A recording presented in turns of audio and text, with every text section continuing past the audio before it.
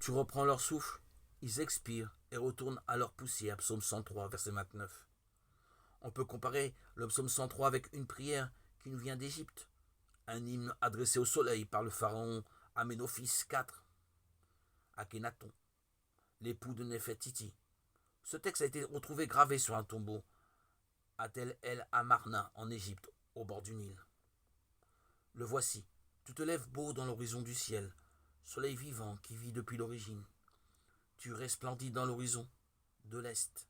Tu as rempli tout pays de ta beauté. Tu es beau, grand, brillant. Tu t'élèves au-dessus de tout pays.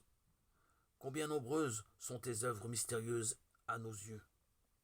Seul Dieu, tu n'as point de semblable. Tu as créé la terre selon ton cœur.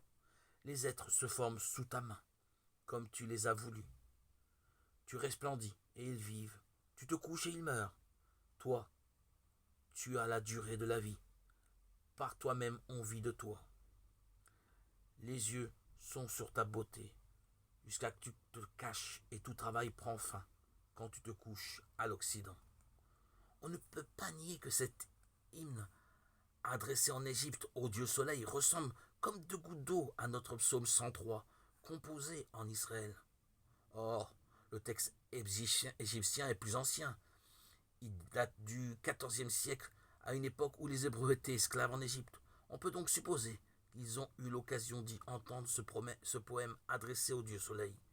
Ils l'auraient alors peut-être adapté et transformé à la lumière de leur propre religion, celle du Dieu qui les avait libérés d'Égypte, précisément. Parce que si ces deux textes se ressemblent, ils diffèrent plus encore, et sur deux points. Premièrement, le Dieu d'Israël est un Dieu personnel, qui a proposé une relation d'alliance à son peuple. Un Dieu qui a un projet sur l'humanité, un Dieu qui veut l'homme libre. Deuxièmement, Dieu seul est Dieu. Le soleil n'est qu'une créature dépourvue de toute volonté propre. Si le soleil a un quelconque pouvoir, c'est Dieu, et Dieu seul qui lui a donné. Cette comparaison est encore plus frappante si on lit ce psaume entier.